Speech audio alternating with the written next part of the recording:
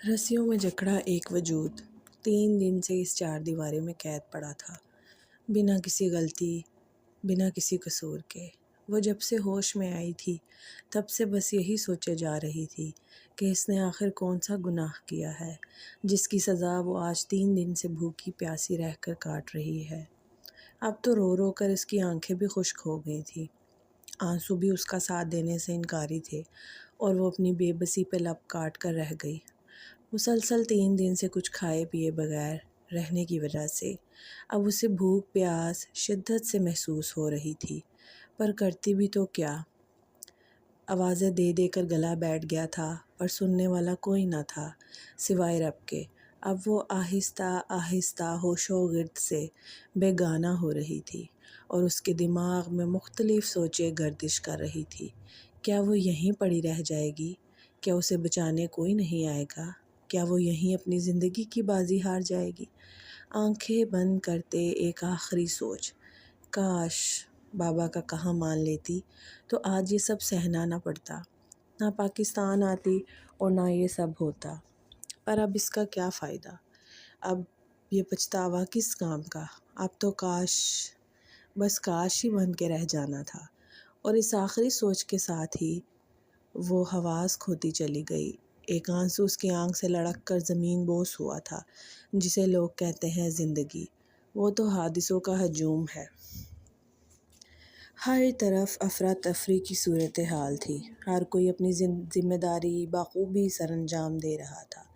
Miss Huma Haider office के काम निपटाने के लिए घनचक्कर बनी घूम रही थी, क्योंकि हिसाब का वक्त करीब आ पहुंचा था। ये पस मंज़र है शाह ग्रुप ऑफ इंडस्ट्री का, क्योंकि आज वो हफ्ते बाद एक बहुत बड़े प्रोजेक्ट को साइन करने के बाद लौट रहा था। आज सयाम सिकंदर शाह पूरे एक हफ्ते बाद ऑफिस में कदम रखने वाला था और इसकी आमद हमेशा एक दो लोगों के लिए रोज़गार से हाथ धो बैठने के मुतरादिफ थी। इसने ऑफिस में कदम रखा तो सबकी ज़ुबानों को सांप सूंघ गया। सब ने मौदिब अंदाज में इसको वेलकम किया और अपने काम में लग गए। वो सबकी तरफ एक मुस्कुराहट उछालता आगे बढ़ गया, जबकि मैनेजर हुमा हैदर को ऑफिस आने का इशारा करना ना भूला। वो भी अपने आका के हुक्म पर सर खम करती उसके पीछे ही ऑफिस में दाखिल हुई। सयाम कर्टन हटाता शीशे की दीवार से आसमान को खोजती नज़रों से देखते इससे मुखातिब हुआ, तो मिस हुमा, कैसा रहा आपका एक्सपीरियंस? जी सर, अच्छा था। थोड़ा मुश्किल था पर संभाल लिया। वो थूक निगलती बोली। ये शायद सामने खड़ी बारोब और पुरसाहिर शख्सियत के हामिल शख्स का असर था। That's good, I have great expectations from you, कहता वो पलटा और कुर्सी पर बैठा और लैपटॉप ओपन किया और काम में लग गया। तो वो हल्की मुस्कुराहट के साथ थैंक यू सर बोली और जाने को पलटी ही थी कि कुछ याद आने पर पलटी तो सयाम ने आबरू चुकाए, जैसे पूछ रहा हो कुछ कहना है। सर एक बात पूछूं? वो डरते डरते बोली, कहीं सामने बैठे शख्स का मूड ख़राब ना हो जाए। जैसे बरसात में बारिश होने का कोई वक्त मुकर्रर नहीं होता, वैसे ही सामने मौजूद शख्स के गुस्से का ग्राफ कब बढ़ जाए कुछ इल्म नहीं। उसके चेहरे के मुस्बत असरात देखकर आखिर हुमा हैदर की ज़ुबान ने हरकत की। सर, आपकी तलाश ख़त्म हुई या नहीं? उसने गर्दन झुकाए ही बात मुकम्मल की।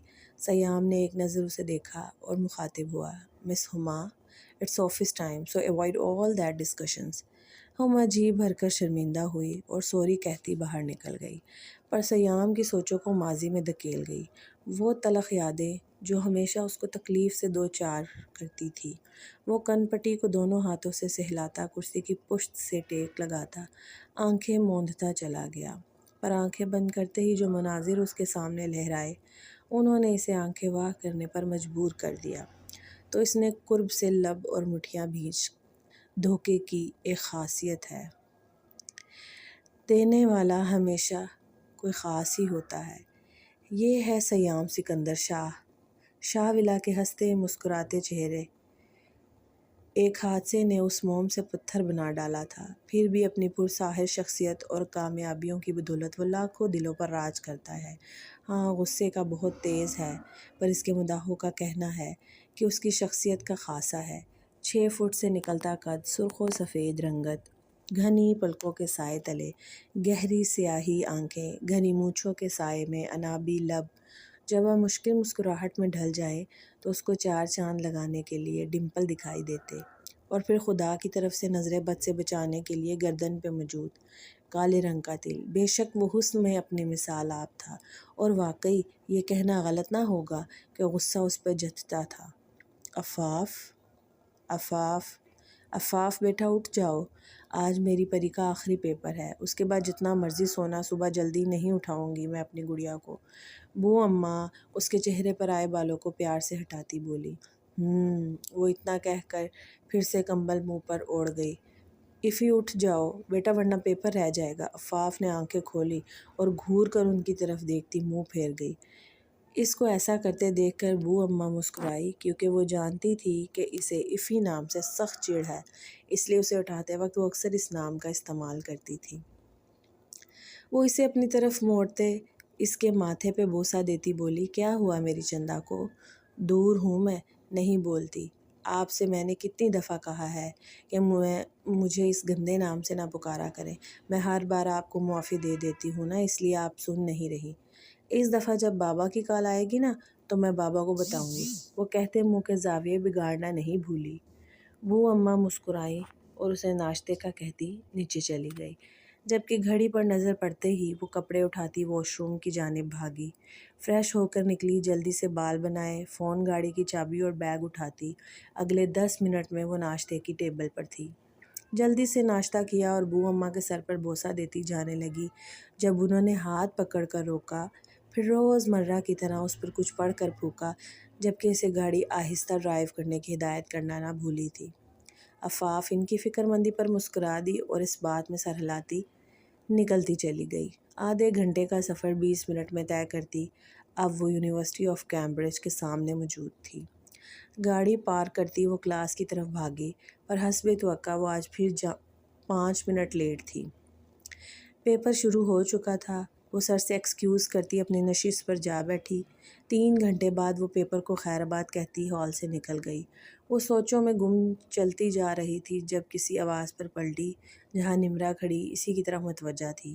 وہ قریب آئی اور پیپر کے متعلق پوچھنے لگی تو عفاف نے خوش دلی سے جواب دیا، الحمدللہ، best as always. Oh that's good. پھر کچھ اور باتوں کے بعد وہ دونوں ہی اپنی منزل کی طرف رواں ہو گئی۔ یہ ہے عفاف حیات عالم، بہت سلجھی ہوئی مگر الجھی ہوئی شخصیت کی مالک۔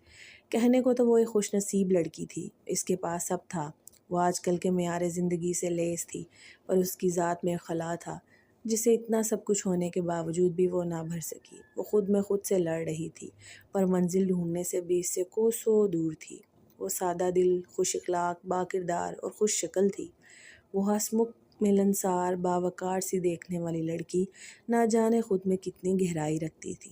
5 فٹ 5 انچ قد، سفید رنگت، گھنی خمدار پلکوں کے سائے میں، نیلی جھیل سی آنکھیں، گلاب کی پنکھڑی جیسی گلابی، نرم و ملائم لب، ٹھوڑی پر موجود سیاہ رنگ تل، گولڈن براؤن گھنے لمبے بال۔ بلا شبہ بنانے والے نے اسے فرصت سے تخلیق کیا تھا۔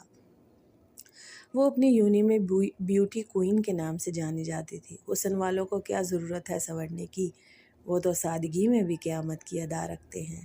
شاہ ولا اپنی خوبصورتی کی مثال آپ تھا، اس کی شان و شوکت یہاں کے مکینوں کی شوق و ستائش کا منہ بولتا ثبوت تھی۔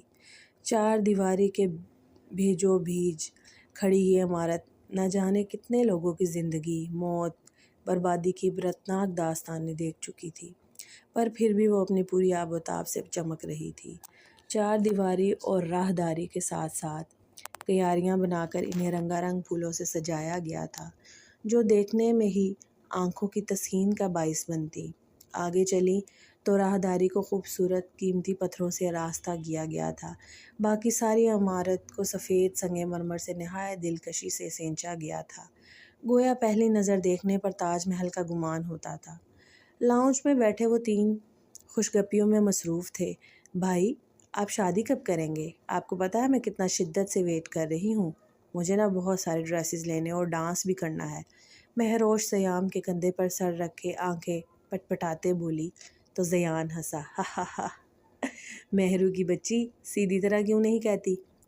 کہ منگتی کو کپڑے چاہیے، بھائی کے کندھے پر کیوں بندوق رکھ کے چلا رہی ہو؟